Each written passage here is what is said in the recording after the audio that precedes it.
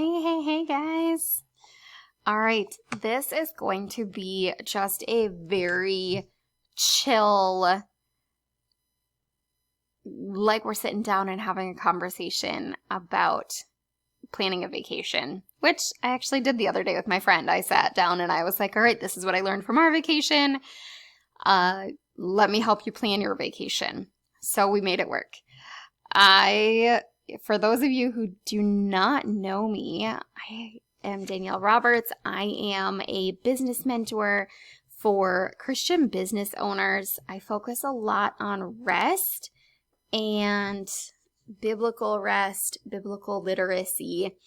Those are kind of my passions. I love business. I love everything that surrounds business. I have a marketing degree from Colorado Christian University, and I love to use it. So, I'm going to get comfy here.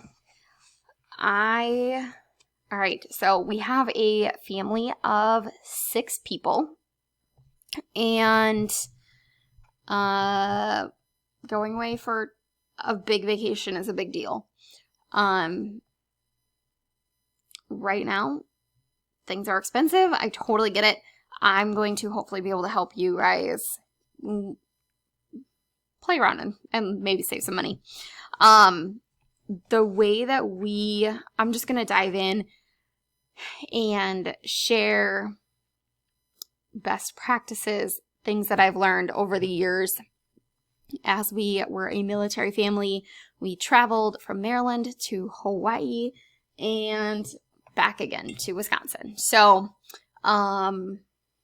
just going to share with you guys because we're just sitting down having tea, like girlfriends. All right. So the way that we were able to do this big vacation was we saved for about a year and a half. We had leftover money from our vacation last year, and I just rolled it right over. I use the Budget Mom for some of my budgeting tips, tricks, envelopes. So I just saved money both online and in person. Obviously, when we had to book things like our Airbnb in Philadelphia, that was a little bit more expensive. So I just used the money we had saved online. Any family gifts that we had, we rolled into vacation and sold some clothes, sold some things around the house in order to help pay for it. Because I saw how expensive gas prices were getting and I was panicking a lot.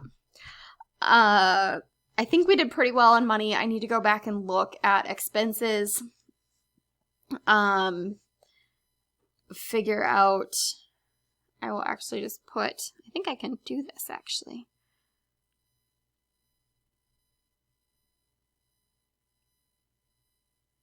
All right, I will add the Budget Mom here.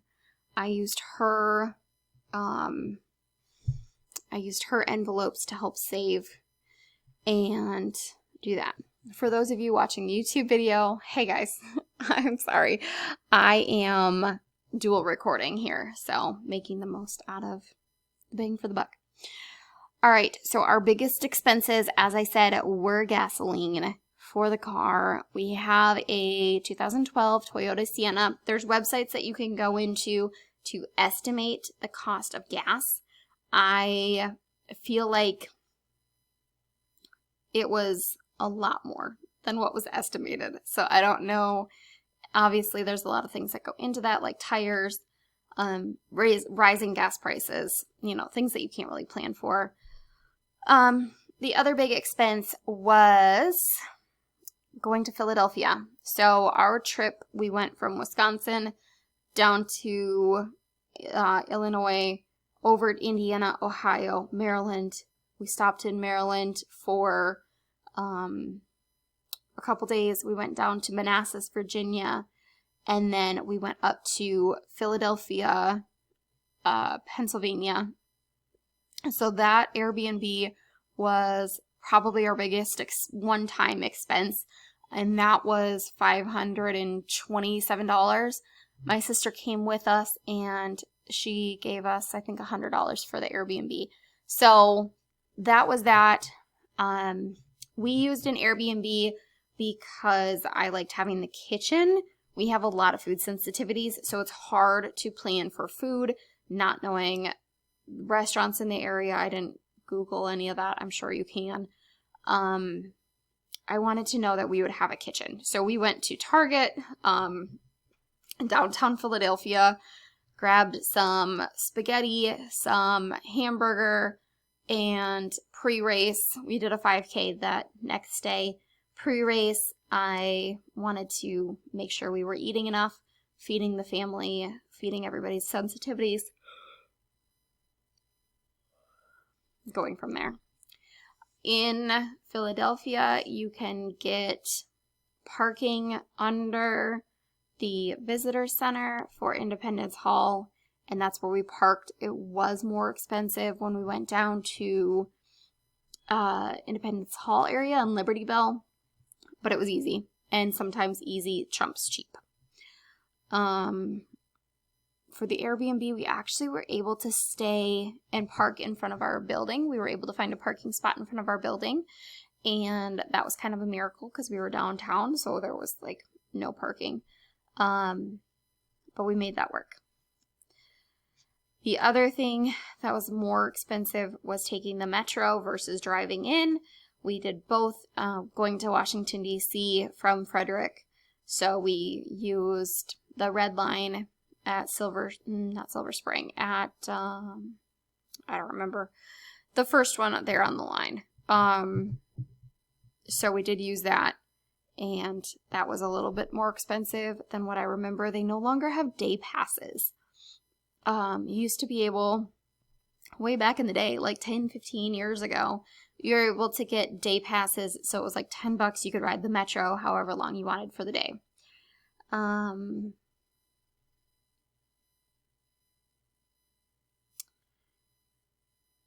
Logistically, I'm trying to think of what the other things that I wanted to mention. Amazon, if you are traveling and you're like, oh gosh, we need whatever. Amazon has different lockers that you can now use. So we did that,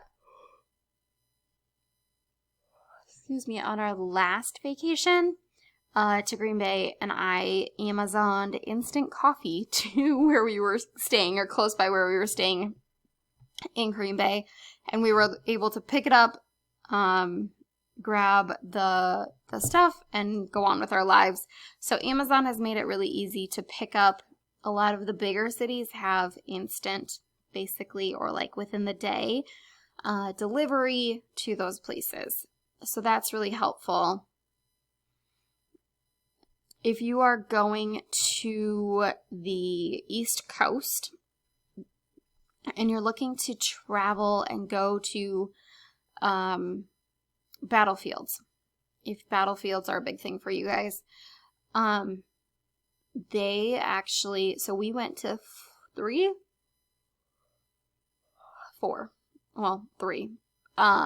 We went to Manassas, Gettysburg, and Monocacy. We went to 4, and Antietam.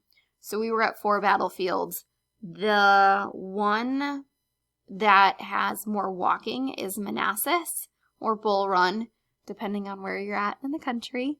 Bull Run has more walking. They do have places where you can drive. We just walked. Antietam, Gettysburg, and Monocacy all have places where you drive to, so you learn more of the story. When we drove to Gettysburg in Pennsylvania, I was not expecting actually to have to drive as much as we did. It's really nice to drive because it's a beautiful drive. Like, all the places that these battlefields are at are beautiful. So enjoy the drive, but you do drive to each of the stops. There are audio recordings that you can pull up, and they will show the different areas. I do recommend going to the visitor center first and getting the maps of those. Also, if you have kids who want to participate, there is a Junior Ranger program that they have where your kids can like fill out this workbook of activities, and it's kind of time consuming, so give yourself time. But my kids did all of the badges that we went to. And they learned a lot that way. It was hands-on, figuring things out, doing activities. I think my son's favorite is Harper's Ferry, which was John Brown's raid on the armory at Harper's Ferry. And it's like Virginia, West Virginia, and Maryland come together there. And he really liked that one. So he learned a lot about John Brown. He's since got books from the library about John Brown so that he can learn more. And that was just a good thing for the kids. It kept them occupied, and it just kind of helped break up the monotony. Because sometimes you're driving around for a while. And the other thing that I wanted to mention is the national park system has a passport. So you can get, ours is tiny, it's like this big, of different places to stop. It's got all of the national parks as of 2016, I think. I don't know when they added another different national park. But the park system has stamps that you can use, and you stamp your passport at all the different stops. So we have quite a few stamps. We made it a priority to get those. You can buy them online or at the visitor centers for the parks.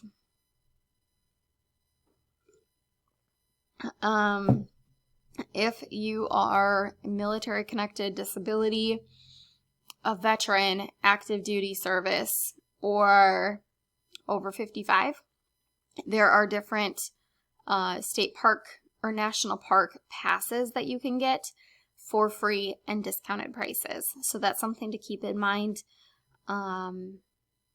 if you're doing that. Which that actually saved a bunch of money, because there's a couple of the places do actually cost money to go into. And like Harper's Ferry to park, we needed our park pass. Washington, D.C. is huge, as you may or may not know. One of the things that people were really surprised when I told them about was that we got a private tour of the Congress building, and that is arranged through your senator or your congressman, and it's really easy. The only thing is you have to do it in advance. We did not get to go into the White House. We've seen the White House. It's pretty small, actually. There's probably a lot more underground than what you would think. But the building itself is tiny. So you can go on and arrange for that visit in Congress through your senator or your congressman. And they have a limited number of tours that they can do. We really enjoyed the tour that we did. That was our second or third time being at the Congressional building. My kids really liked it. They loved some of the train that took them from the one building to the other building. So that's something that I highly recommend doing that.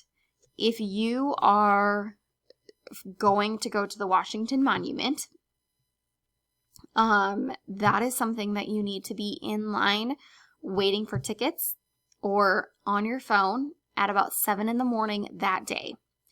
Washington, D.C., or the national park gives a certain number of tickets for that Washington Monument. There is an elevator that takes you to the top of the obelisk, and takes you back down, or you can walk down, whichever one. They only give those out if you are not in line by like 7:30 in the morning. You're not getting tickets for the day. We did not go up there. Wasn't really high on my priorities list, quite honestly, because I'd already seen it. And I think you can get a better view from the post office, the historic post office. I believe former President Trump owns that. Look it up. I actually recommend that over going into the Washington Monument. You can see more.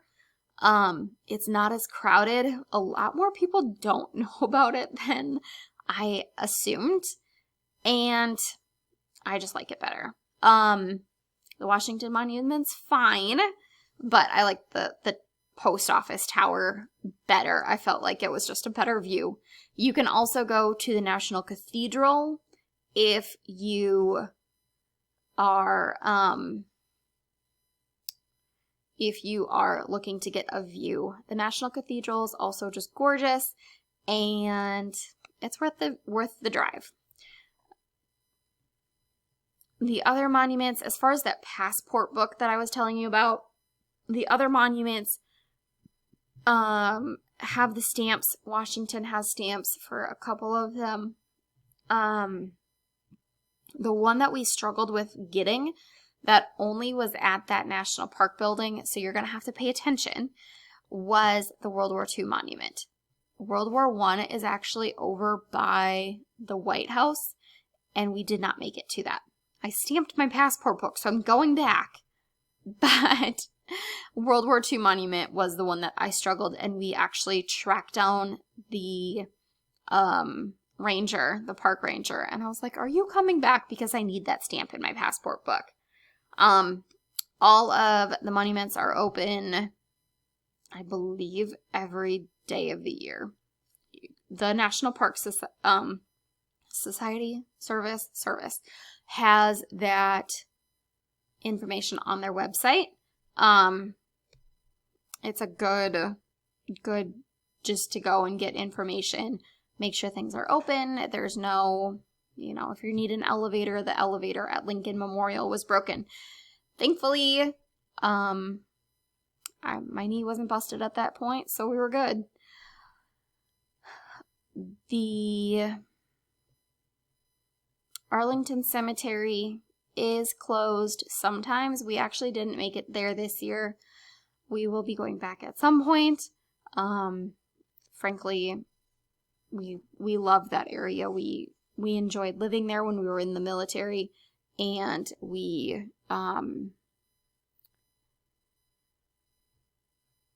will be going back just because we like it. So then, if you're going other places, having a car is helpful. We did see a lot of trains coming out of Union Station. You can obviously fly into the two different airports. There are pros and cons to both. I've never flown into DC, so I can't give you help on that, but I can tell you where they are. And I have actually driven out to Dulles before, and that is a hike, and there are tolls, so you make sure you have money for tolls. All right, so 3 things before I end this. The benefits of taking a vacation. Yes, I said that it was long and it was hard sometimes because there are 6 of us, but there is nothing like taking a family vacation and having that togetherness, having the time with family. We really actually enjoyed some of the car ride because we listened to books on tape, and the kids have jokes that are inside jokes now between us, and we can laugh about it. And that really just makes it worthwhile. Like, yes, it's hard. Yes, it's expensive. It doesn't have to be expensive, quite honestly, but you can do, travel wherever for cheaper. But the benefits definitely outweigh the cost and the struggle sometimes. Mental rest. Mental rest. Americans do not take enough vacation. Most Americans have vacation on the books at the end of the year because they don't take enough vacation. So you gain mental clarity and creativity from resting, and you need that mental rest. Like, mental rest is so important for continuing on with life and your business and whatever else you're doing. Physical rest. You need to, number one, plan physical rest into your vacation. So having days where you have a lighter activity load, you are just doing something in the morning or something in the afternoon. Depending on where you're going, the South and the East Coast are super, super hot in the afternoons. It's better to stay inside. So things like that where you just want to prepare and have down days, because your vacation isn't going to be fun if you are exhausted from running to and fro without taking breaks. And then your body just needs physical rest. Like, you need to take that break from working, from doing what you're, doing what you do, and going from there. I have a lot more on rest. I just recorded a video podcast on my number one lesson from vacation, the danger of the hustle culture, and that'll be available. I'll put the link in the information on this YouTube video, and you can find the podcast in a few days next week. So any other questions, pop them in the comments. I would love to hear from you. I know this has been long. Good job for sticking with me. If you have any other questions about Minnesota, Wisconsin, going out to the East Coast, Philadelphia, Maryland, Washington, D.C.,